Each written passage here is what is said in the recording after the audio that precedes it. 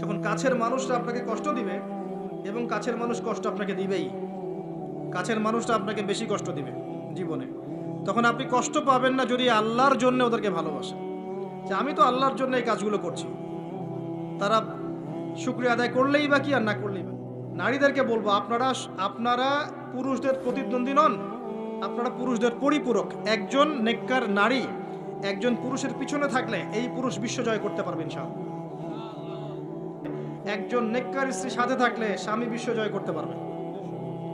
এখন তো নিজে নিজের সতীত্ব বিলিয়ে দিতে পারলে বাঁচে।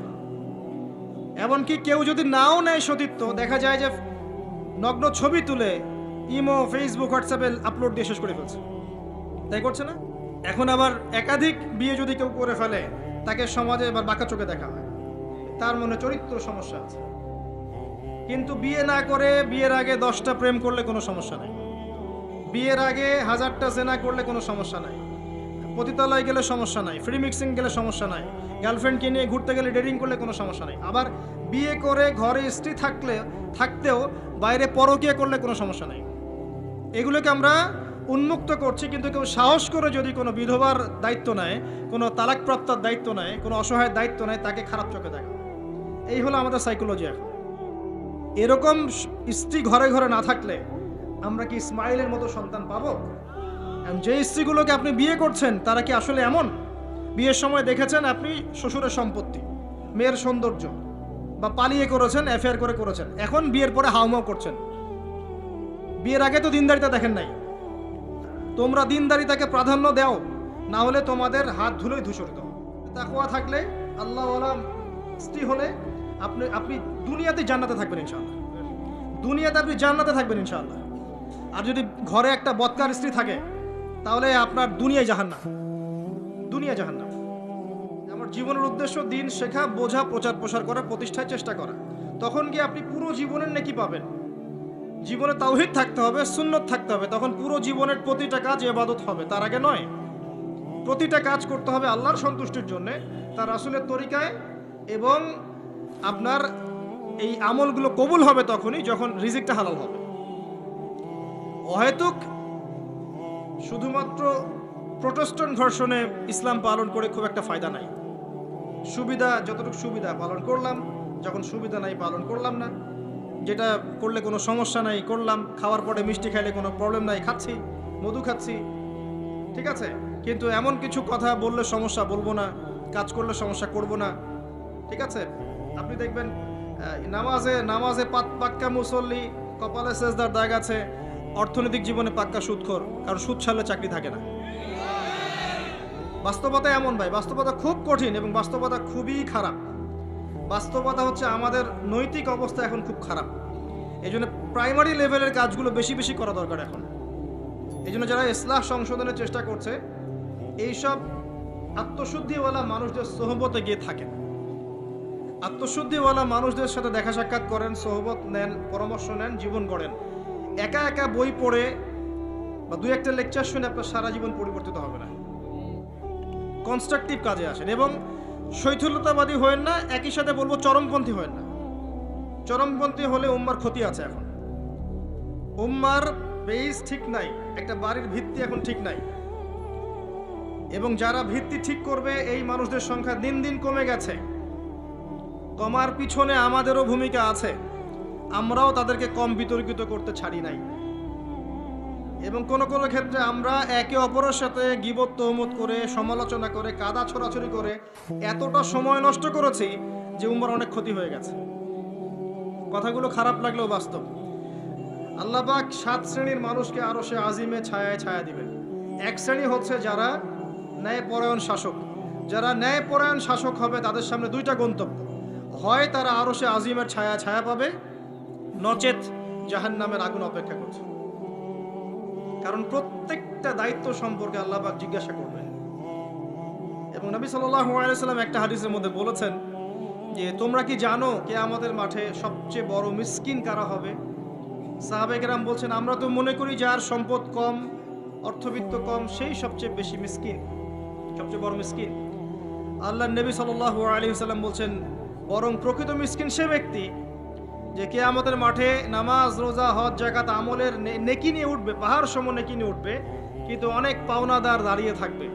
কারো হক নষ্ট করেছে, কারো গীবত করেছে, কারো অপবাদ, কাউকে অপবাদ দিয়েছে, কাউকে অত্যাচার করেছে, সবাই দাঁড়িয়ে থাকবে। এদের হক আদায় না করা পর্যন্ত সে পুলসিরাত পার হতে পারবে না। তখন কি করতে হবে? নিজের নেকি ওদেরকে দিতে হবে, কারণ তখন কোনো বেচা কেনার সুযোগ নাই, হক আদায়ের কোনো সুযোগ নাই। নিজের নেকি ওদেরকে দিয়ে শোধ করতে হবে। নেকি শেষ হয়ে গেলে কি হবে? অন্যের গুনাহ তার আমল নামায় আসবে, পরে দেখা যাবে ওই ব্যক্তি জান্নাতে চলে গেছে, আর এই ব্যক্তি পাহাড় সমান নেকি নিয়েও জাহান্নামে চলে গেল।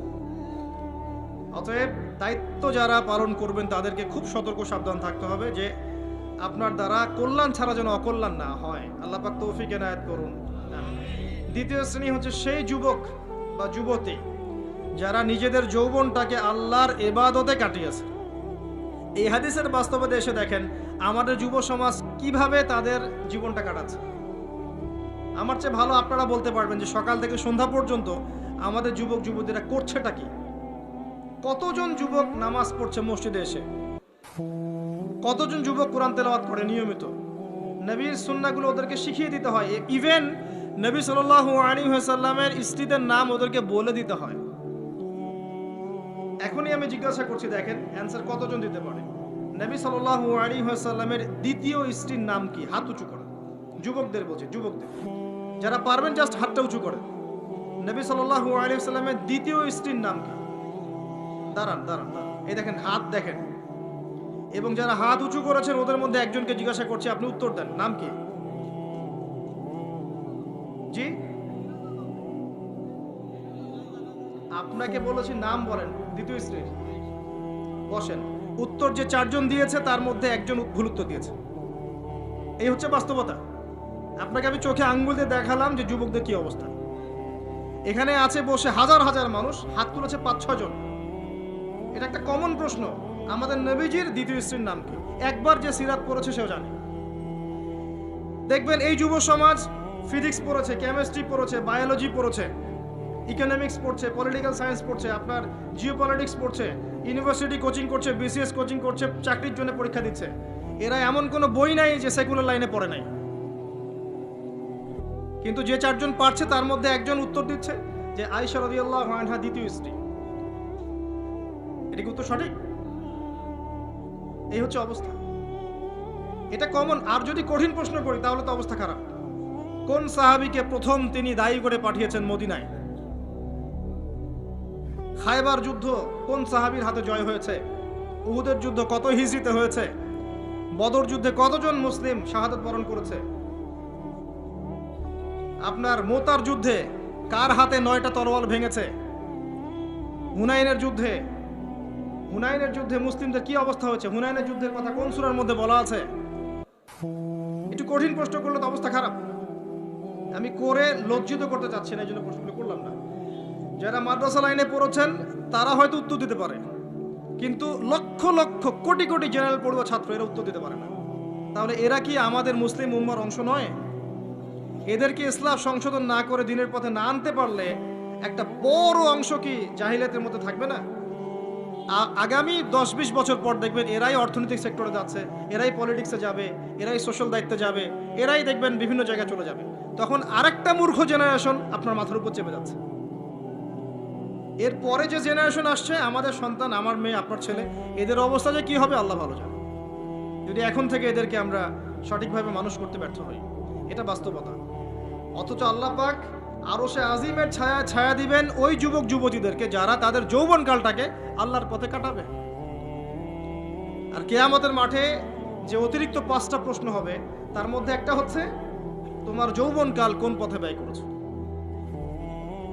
আর আল্লাহ পাকের কাছে একজন বৃদ্ধ মানুষের ইবাদতের চাইতে যুবকদের ইবাদত যে কত বেশি প্রিয় এটা আমি বোঝাতে পারবো না। আল্লাহ পাক অবাক হয়ে যান সেই যুবককে দেখে যার প্রবৃত্তির তাড়না নাই, সে আল্লাহর দ্বীনের পথে ছুটছে। এই যুবককে দেখে আল্লাহ পাক অবাক হয়ে যান এবং তার দোয়া যেভাবে কবুল হবে, একজন মানুষ যার পা কবরে অলরেডি চলে গেছে তার দোয়া কি সেভাবে কবুল হবে? দুজন ইবাদত সমান। এই বয়সে আপনি অনেক কিছু করতে পারেন। আপনি চাইলে এখন বড় সন্ত্রাসী হতে পারবেন, বড় জেনাকারী হতে পারবেন, আপনি চাইলে টিকটক সেলিব্রিটি হতে পারবেন, আপনি চাইলে এখন আরো আরো খারাপ লাইনে যে মাদক সেবন করতে পারবেন, 30-40টা গার্লফ্রেন্ড চেঞ্জ করতে পারবেন, আপনাকে কেউ বাধা দিবে না।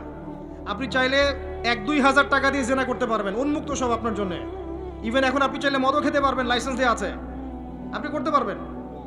এই সময়টা আল্লাহ পাক দেখতে চান আপনি কি করেন। যদি এই সময়টা আপনি আল্লাহর দিকে ফিরে আসেন, আপনি কোরআনের দিকে ফিরে আসেন, সুন্নত অনুযায়ী জীবনযাপন করেন, আপনার জন্য অপেক্ষা করছে জান্নাত। কি চান আপনি সিদ্ধান্ত নেন। শুরুটা হবে অধঃপতনের মেয়ে দ্বারা, মেয়ে দিয়ে অধঃপতন শুরু হবে, মেয়ের সাথে ফ্রি মিক্সিং, প্রেমের সম্পর্ক হয়ে যাবে, এরপর দেখবেন জেনা করে ফেলেছে, তারপর ব্রেকআপ, দুজন হতাশ, কেউ আত্মহত্যা করবে, অথবা কেউ দেখবেন পাইকারি জেনাকার হয়েছে বা রেপিস্ট হয়েছে বা মাদক সেবন করছে বা মিউজিক শুনছে, আস্তে আস্তে আস্তে আস্তে শেষ, লাইফটা শেষ, ক্র্যাশ। এভাবে যুব সমাজ নষ্ট হচ্ছে। অনেক সময় দেখবেন পড়াশোনা করছে, কোনো কারণে রেজাল্ট ভালো হয় নাই, আত্মহত্যা করে বসে আছে। ডে বাই ডে যুব সমাজের সাইকোলজি মেলই হয়ে যাচ্ছে। আমাদের যারা ওস্তাদ সাহেবরা আছেন, বৃদ্ধ প্রবীণ, তাদের যে গাম্ভীর্য আছে, ব্যক্তিত্ব আছে, গলার ভয়েস, কথা বলার অ্যাটিটিউড, ব্যক্তিত্ব, চলাফেরা, এগুলো এখনকার যুবকদের মধ্যে পাওয়া যায় না। আমার কথা ভালো করে মিলাই দেখেন, এখনকার যুবকদের মধ্যে মেয়েলই স্বভাব আছে, কথা বলবে মেয়েদের মতো, অ্যাটিটিউড কেমন জানি, মেয়ে মেয়ে অ্যাটিটিউড, লাজুক লাজুক ভাব, মেয়ে মেয়ে অ্যাটিটিউড, কোনো মানে একটা গায়রত নাই, সৌর্যবীর্য নাই, ফিজিক্যালিও দুর্বল, মানসিকভাবে দুর্বল, শারীরিকভাবে দুর্বল। একটা পাক লাগায় দেন মাঠে দৌড়াইতে, শেষ। 20 বছর 25 বছরে বুড়ি হয়ে বসে আছে, গায়ে শক্তি নাই, ইভেন খেলাধুলাও করে না, মেশেও না মানুষের সাথে, সামাজিকও না, দেখবেন কেমন জানি আনসোশ্যাল, সারাদিন অনলাইনে পড়ে আছে বা গেমস খেলছে, ইন্টারনেট ঘাটাঘাটি করছে, রাতের বেলা সারা রাত নগ্ন ছবি দেখছে, সারা রাত। এত ভালো সাজার কারণ নাই, এগুলোতে ম্যাক্সিমামই আসক্ত, ম্যাক্সিমাম। এবং এটা আসক্ত হওয়ার কারণ আছে, এটা তো ফ্রি, অ্যাক্সেস ফ্রি, আপনি চাইলেই করতে পারেন। আপনার হাতে স্মার্টফোন আছে, আপনার বাবা দেখেন আপনি ফোনে কি করেন, আপনি চাইলেই করতে পারেন, কে বাধা দিবে আপনাকে? কেউ বাধা দেন নাই। আর এই যে গার্লফ্রেন্ড বয়ফ্রেন্ড সংস্কৃতি যখন থেকে ছড়িয়েছে, যা ইচ্ছা তাই করছে এরা। এবং এখন এই কাজগুলো শুধু ছেলেরা করছে না, মেয়েরাও করছে। মেয়েরাও মাদক সেবন করে এখন, জানেন? মেয়েরাও পর্ন দেখে। আর মেয়েদের ড্রেস আপ তো আমি বলার অপেক্ষা রাখে না। নতুন কি প্রোডাক্ট আসলো, নতুন কি কসমেটিক্স আসলো, নতুন কি ডিজাইন আসলো, নতুন কোন সিরিয়াল আসছে, কোন নায়িকা নতুন ডিজাইন ফ্যাশন করলো, সব নিয়ে ব্যস্ত হয়ে আছে। আমি ওইদিকে আসবো পরে। এতটুকু বলছি, এই যুবক যুবতীর জন্য আল্লাহ পাক আরশে আজিমের ছায়া রাখেন নাই। সলিউশন কি? সলিউশন একটাই, এদেরকে নামাজি বানাতে হবে। 5 ওয়াক্ত নামাজি হলে লাইফটা রুটিন ওয়াইজ চলে আসবে, ডানে বামে যেতে পারবে না। এদেরকে প্রশান্তির উৎস দিতে হবে। এদের প্রশান্তির উৎস হচ্ছে একটা কোরআন, এবং দ্বিতীয়টা হচ্ছে এদের বয়স হয়ে গেলেই এদেরকে বিয়ের ব্যবস্থা করতে হবে। তৃতীয়টা হচ্ছে এদের বেকারত্ব দূর করার চেষ্টা করতে হবে। এবং সবসময় একই ধাঁচে বেকারত্ব দূর করার চেষ্টা করলে হবে না, ক্রিয়েটিভ কিছু করেন। আপনার প্রতিভা দিয়ে এমন কিছু করেন যেটা ক্রিয়েটিভ, আপনার ক্রিয়েটিভিটি কাজে লাগান। সমাজকে কিছু দেন, দেশকে কিছু দেন, রাষ্ট্রকে কিছু দেন। এদের প্রশান্তির উৎস হচ্ছে সুন্নাহ, সুন্নাহ মাফিক জীবনযাপন করার অভ্যস্ত, সুন্নাহ মাফিক জীবনযাপনে অভ্যস্ত করতে বলেন। এই কাজগুলো না করতে পারলে, এবং আল্লাহওয়ালা মানুষের কাছে নিয়ে আসেন, আল্লাহওয়ালা মানুষদের কাছে এদেরকে নিয়ে আসেন, সহবতে আনেন, দেখা করান, আলেমদের কাছে দেখা করান, মেশান, তাদেরকে দেখে তারা দিন শিখবে। আল্লাহর রাস্তায় সময় দিতে বলেন, আস্তে আস্তে দেখবেন ইনশাল্লাহ লাইনে আসছে। আদারওয়াইজ আপনি এই জেনারেশনকে দিয়ে আগামীর ভবিষ্যৎ আশা করতে পারেন না। বাস্তবতা খুব খারাপ, বাইরে যা দেখা যাচ্ছে ভিতরটা এমন নয়। ভিতরে ঢোকেন, দেখবেন নোংরামি দিয়ে ভরে গেছে সবকিছু।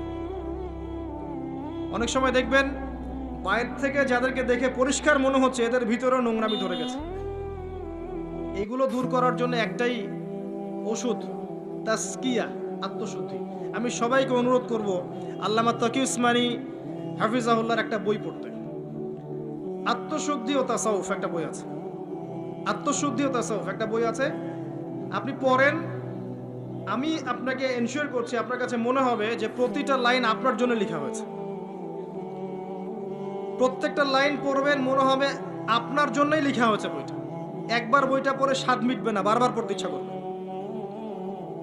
একটা বই পড়েন, আর অনেক বইয়ের নাম বলতে পারতাম আমি, কিন্তু আমি এখন যেটা ফিল করছি সবচেয়ে দুর্বল জায়গা আমাদের আত্মশুদ্ধির জায়গাটা। আত্মশুদ্ধি না আসলে আপনি এই খবিস কলবগুলোকে দিয়ে আলো জ্বালাতে পারবেন না, এটা সম্ভব না। আল্লাহর ওয়াস্তে বইটা পড়েন, কিনতে পারবেন? বাসায় লাইব্রেরি আছে কার কার? হাত তোলেন। বাসায় দিন ইসলামের দিনিয়াত লাইব্রেরি কার কার আছে?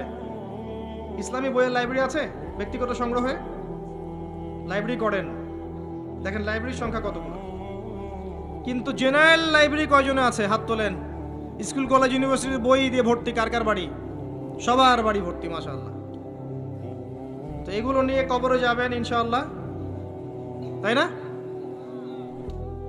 প্রতি মাসে 1000 টাকার বই কেনা কি খুব কঠিন? আচ্ছা, 500 টাকার বই কেনা খুব কঠিন? 500 টাকা তো আপনার একটা রিডিংয়ে চলে যায়।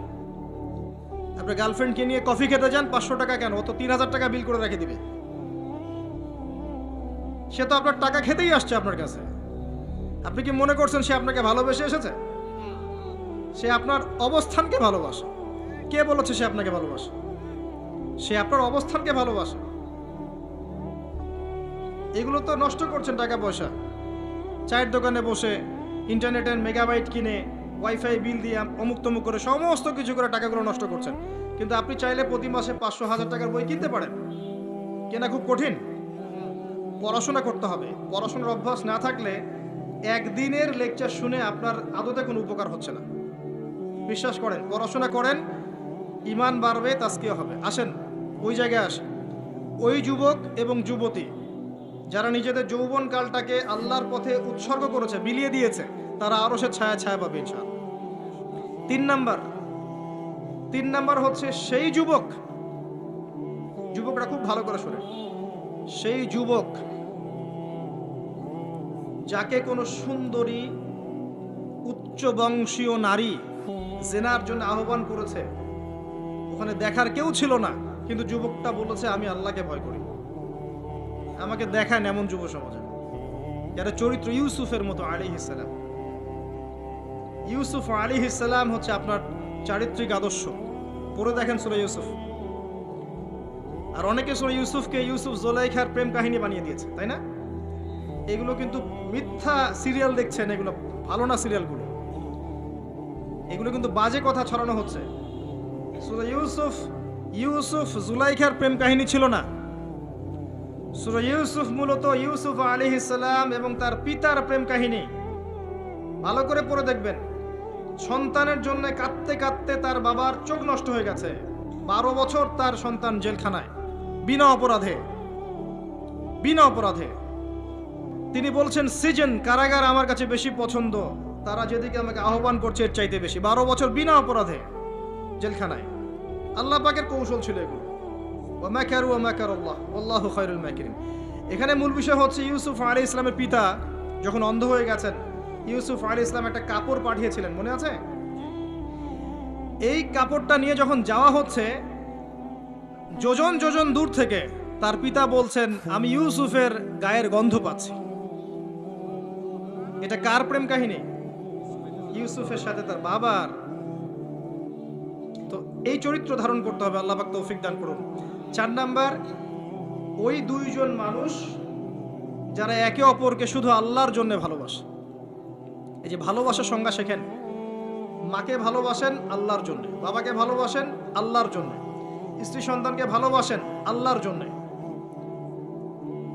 আলেম ওলামাকে ভালোবাসেন আল্লাহর জন্য। আপনার ভালোবাসা হোক আল্লাহর জন্যে, তখন আপনি মানুষের দুর্ব্যবহারে কষ্ট পাবেন না। যখন কাছের মানুষরা আপনাকে কষ্ট দিবে, এবং কাছের মানুষ কষ্ট আপনাকে দিবেই, কাছের মানুষটা আপনাকে বেশি কষ্ট দিবে জীবনে, তখন আপনি কষ্ট পাবেন না যদি আল্লাহর জন্য ওদেরকে ভালোবাসেন। যে আমি তো আল্লাহর জন্য এই কাজগুলো করছি, তারা শুকরিয়া আদায় করলেই বাকি আর না করলেই বাকি, তখন আপনি কষ্ট পাবেন না। দুইজন ব্যক্তি যারা আল্লাহর জন্য পরস্পরকে মহব্বত করে, এই দুইজন মানুষকে আল্লাহ পাক আরশের ছায়া ছায়া দিবেন। পারা যাবে ইনশাআল্লাহ। 5 নাম্বার, সেই ব্যক্তি যে এত গোপনে দান সদাকা করে, যার বাম হাত জানে না ডান হাত কি সদাকা করেছে। পারা যাবে? এখন তো ওই যে মাশাআল্লাহ আমরা নাম লিখাই আর সদকা করি, তাই না? অমুকে 10,000, অমুক সাহেব 20,000, অমুক 500, প্রথমে বড় বড় নোটের সদাকা হয়, আমি অবশ্য এটা জানতাম না, মাঠে নেমে বুঝতে পারছি। প্রথমে বড় বড় ফিগার বলে, কে কে দিবেন 5,000 হাত তোলেন, তারপর 5,000 লেখা হয়। তারপর কে কে দিবেন 1,000 হাত তোলেন, কে কে দিবেন 500 হাত তোলেন, নাম টাম লেখা হয়। পরে লাস্টে বলে যে কালেকশন করছে, আচ্ছা খুচরাগুলোও দেন, পরে খুচরাগুলোও দেওয়া হয়। জানিয়ে দান করা যায়। অনেক সময় এমন হয়েছে, নবী সাল্লাল্লাহু আলাইহি ওয়াসাল্লাম বলেছেন, কার ঘরে কি আছে নিয়ে আসো। রিয়া চলে আসতে পারে মনের মধ্যে, যে আমি 10,000 দিয়েছি, মানুষ আমার নাম জানলো। রিয়া আসতে সময় লাগে না, কেমন করে আসে? আল্লাহর নবী বলেছেন সাল্লাল্লাহু আলাইহি ওয়াসাল্লাম, অন্ধকার রাতে কালো পাথরের উপরে কালো পিঁপড়া হেঁটে গেলে যেমন বোঝা যায় না, রিয়া এমন ভাবে আপনার কলবে আসতে পারে। কিভাবে ঠেকাবেন আপনি? আপনি বুঝতেই পারবেন না। এই যে আপনারা সেলফি তুলতে চান, ছবি তুলতে চান, ভালোবাসেন, আমি জানি ভালোবাসেন, ভালোবাসার অতিরিক্ততা প্রদর্শন করতে চান, একটাই ভয় করি, সেটা হচ্ছে রিয়া। রিয়া বা অহংকার যদি পেয়ে বসে, তার দ্বারা দিনের কোনো খেদমত সম্ভব না। আলেমদেরকে নিয়ে, বক্তাদেরকে নিয়ে, দায়ীদেরকে নিয়ে, আল্লাহর পথের যারা মুজাহেদা করে, এদেরকে নিয়ে অতিরিক্ত মাত্রায় বাড়াবাড়ি করবেন না। আল্লাহর ওয়াস্তে অতিরিক্ত মাত্রায় বাড়াবাড়ি করবেন না। যত বেশি করবেন তত তাদের প্রতি মানুষের চোখ লাগবে, এবং চোখ লাগা সত্য। তত তাদের ভিতরে রিয়া আসতে পারে, অহংকার আসতে পারে। কারণ আমরা অত্যন্ত দুর্বল ইমানের মানুষ। আমরা যারা এই যুগে বসবাস করছি, সবাই খুবই দুর্বল ইমানের মানুষ। এই জন্য রিয়া অহংকারের সুযোগ দিয়েন না। মুসাফা করেন, ওকে ফাইন, ছবি টবির সংস্কৃতি বাদ দিয়ে দেন, আমি বারবার নিষেধ করি, তারপরেও আপনার এই কাজগুলো করেন। এতে কোনো ফায়দা নাই, ক্ষতি ছাড়া কোনো উপকার নাই, ক্ষতি ছাড়া কোনো উপকার নাই। এমনকি বিনা কারণে যারা চিত্র অঙ্কন করে বা ছবি তৈরি করে, এদেরকে শাস্তি দেওয়া হবে। হাদিস আছে, ওলামায়ে কেরামকে জিজ্ঞাসা করেন, প্রাণ সঞ্চার করতে বলা হবে, যে এর মধ্যে প্রাণ ঢুকাও। এটা আমাদের সংস্কৃতি না তো। মূর্তি, ছবি, ভাস্কর্য বা যে উপাসনাগুলো করা, এগুলো আমাদের সংস্কৃতি নয়, এগুলো অন্য কালচার থেকে এসেছে। আমাদের সংস্কৃতি হচ্ছে আমল গোপন করে ফেলা, নিজেকে হাইড করা, গোপন করে রাখা। আল্লাহ পাক বোঝার তৌফিক দেখ তরুণ প্রজন্মকে। মনে কষ্ট নিবেন না, এটা বাস্তবতা। এগুলো করলে আমাদের মনের মধ্যে রিয়া অহংকার চলে আসে। আল্লাহর ওয়াস্তে আমাদেরকে মুখলেসভাবে দিনের পথে কাজ করতে দেন। শান্ত থাকেন, এত আবেগী হয়েন না, এত অতি উৎসাহী হয়েন না। শান্ত থাকেন, রিল্যাক্স থাকেন। দিনের বিজয় একদিনে এক তাকবীরে হবে না, একদিনে দিনের বিজয় হবে না। আস্তে আস্তে আস্তে আস্তে দিন এগিয়ে যাবে ইনশাআল্লাহ। আল্লাহ পাকের একটা সুন্নাহ, আল্লাহ পাকের একটা চিরন্তন সুন্নাহ হচ্ছে, হুটহাট কিছু আল্লাহ পাক করেন না। দিন থেকে রাত হয় কি ধাপ করে হয়? আস্তে আস্তে আস্তে আস্তে রাত হয়। খেয়াল করে দেখেছেন? তারপরে যখন দিন হবে, রাত আস্তে আস্তে কেটে যাবে, দিন আস্তে আস্তে আসবে। ধাপ করে সূর্যোদয় হয়? হয় না। এটা আল্লাহর সুন্নাহ, একবারে কিছু হয় না। আপনি অসুস্থ হয়েছেন, দেখবেন আস্তে আস্তে সুস্থ হবেন, খেয়াল করে দেখেন। আবার আপনি আস্তে আস্তে অসুস্থ হবেন, ধাপ করে হবেন না। আল্লাহ পাকের সুন্নাহ আছে। দিনের বিজয়ে নবী সাল্লাল্লাহু আলাইহি ওয়াসাল্লামের 23 বছর সময় লেগেছে। ধীরে ধীরে স্টেপ বাই স্টেপ হবে। অতএব অতি উৎসাহী হয়েন না, অতি আবেগী হয়েন না। কনস্ট্রাকটিভ কাজ করেন, মাথা ঠান্ডা রাখেন, অতি আবেগী হয়েন না, রিল্যাক্স থাকেন, আস্তে আস্তে দিনের কাজ করেন। ইনশাআল্লাহ দিন এগিয়ে যাবে ইনশাআল্লাহ। বেশি বেশি মানুষকে দেখাতে যায়েন না। আমার কথা শোনেন, আজকে বাংলাদেশে কয়জন কাদিয়ানি হয়েছে, কয়জন খ্রিস্টান হয়েছে, আপনি কি জেনেছেন? যারা করেছে ওরা কি ফেসবুকে স্ট্যাটাস দিয়েছে, ছবি দিয়েছে, আজকে অমুককে খ্রিস্টান বানালাম, দেখেন, দিয়েছে? যদি দিত, তাদের কাজে তারা এখন সফল হতো না। যদি ওরা শুরু থেকে এই কাজগুলো করতো, তাদের কাজে তারা এত সফল হতো না। এখন দেখবেন কয়দিন পর কাদিয়ানীদের কনফারেন্স হবে, দেখে নিয়েন। কয়দিন পর দেখবেন যারা খ্রিস্টান হচ্ছে তারা প্রকাশ্যে সমাবেশ করবে, প্রকাশ্যে মানুষ শিয়া হয়ে যাচ্ছে, কত কি হয়ে যাচ্ছে আপনার খবরই নাই। প্রত্যন্ত অঞ্চলগুলো ঘুরে আসে, দেখেন এগুলো দিয়ে ভর্তি হয়ে গেছে। গলায় যে রশি, এটা অলরেডি পরিয়ে টান দেওয়া শেষ, আর আমরা পরে আছি শোডাউন নিয়ে, ছবি তোলা, আপলোড দেয়া, ভিডিও করা, এই করা। আমরা এত আবেগী কেন ভাই? যারা প্র্যাকটিক্যালি কাজ করছে ওরা এত আবেগ দিয়ে কাজ করছে না, প্র্যাকটিক্যালি কাজ করছে। দেখেন ইসলামিক বিশ্ববিদ্যালয়ে একদম আল আজহারের মতো, মদিনা বিশ্ববিদ্যালয়ের মতো, দারুল উলুম দেওবন্দের আদলে অনেক বড় বড় প্রতিষ্ঠান আমরা দেশের মধ্যে করতে পারতাম। বাইরের থেকে, বাইরের কান্ট্রিগুলো থেকে স্টুডেন্টরা এসে আমার দেশে পড়াশোনা করে, কিন্তু এটা কি আমরা কিন্তু করতে পারি না। বরং উল্টা দেখবেন যদি এটা না থাকে তাহলে কি হচ্ছে, ব্যক্তিগত পর্যায়ে আপনাকে কাজ করতে হবে। এছাড়া বরং আমরা এমন একটা অবস্থা চলে যাব যে অন্যের কাছে হাত পাততে হবে আমাদেরকে একটা প্রতিষ্ঠান